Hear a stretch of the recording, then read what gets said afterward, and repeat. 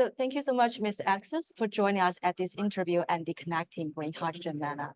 For those who may not be very familiar with you, maybe you can walk us through your role, company, and how that's related to hydrogen. Morning, Molly. Thank you for inviting me for this interview. I'm Alexios. I'm a partner at Deloitte in the Middle East, based out of Abu Dhabi. I really focus on supporting our clients within the energy and industrial space. Deloitte is the world's largest professional services organization, and we're really at the forefront of supporting our clients' decarbonization agendas and journeys, as well as supporting them on end-to-end M&A in the energy transition space. Thank you. For the Connecting Green Hydrogen manner, you actually joined one of our most important sessions, being the executive panel, Building International Partnership for MENA's Thriving Hydrogen Economy. What is your picture for this topic? And after the discussion, what's your main reflection?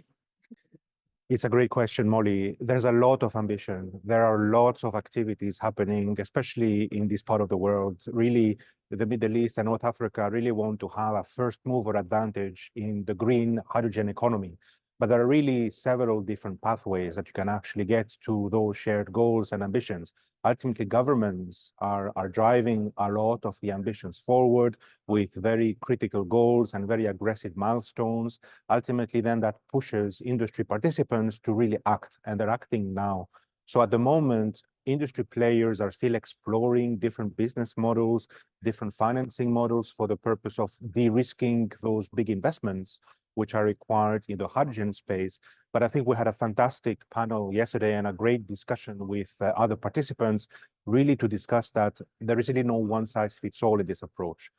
Corporates are actually using different strategies, different organizations are trying different approaches and different models for the purpose of decarbonizing their operations. I think one of the key messages which came out of the discussion yesterday, it's not about the color, but ultimately about the intensity of the carbon that you're actually producing and emitting. So ultimately, focusing on low carbon solutions is really the way forward. And what we really see in the region is different players actually adopting different approaches to meeting those low carbon goals.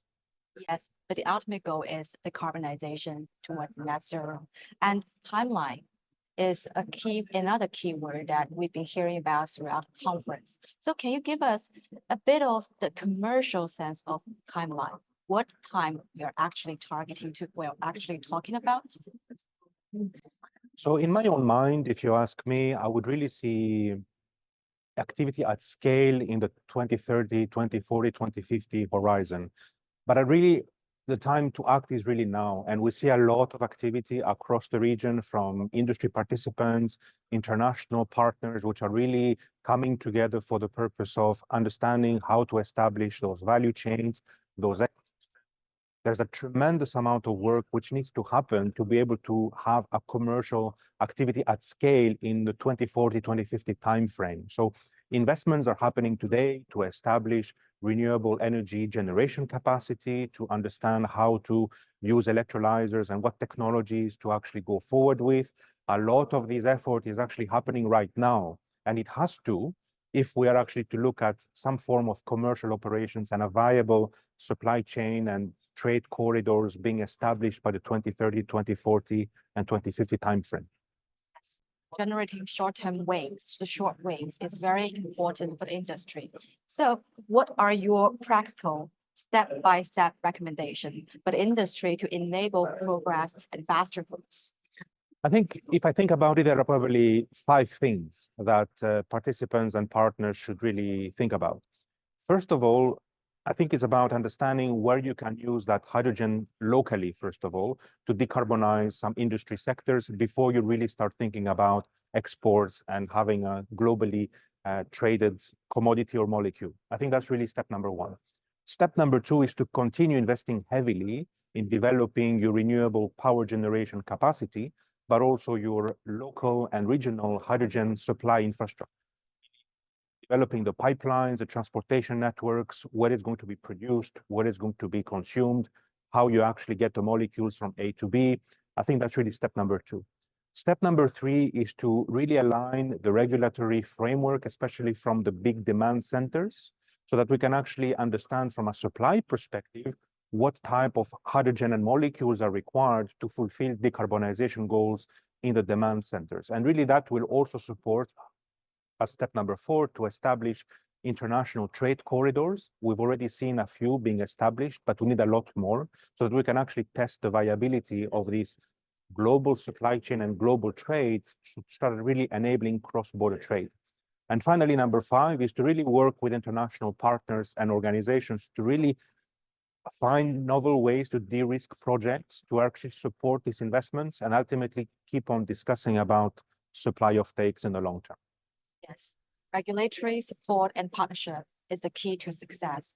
And wrapping up today's interview, if there's one piece of advice you would like to give your partners, clients, for the industry in general, what the advice would be?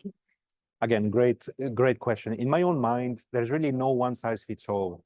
We are actually witnessing and seeing very, very different strategies which are being employed by industry participants to actually get to their decarbonization goals and net zero ambitions in the next 20, 30 years. So we do see green, but ultimately we also see blue hydrogen value chains. We see ammonia, fertilizers, we see e-fuels. So we've actually heard big debates about the sustainable aviation fuel and methanol. So there are really different pathways that people are employing to actually get to those decarbonization goals they have set themselves. So really my view is there's no one size fits all.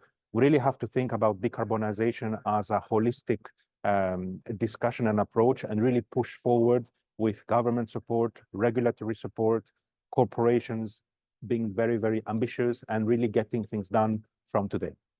Thank you so much.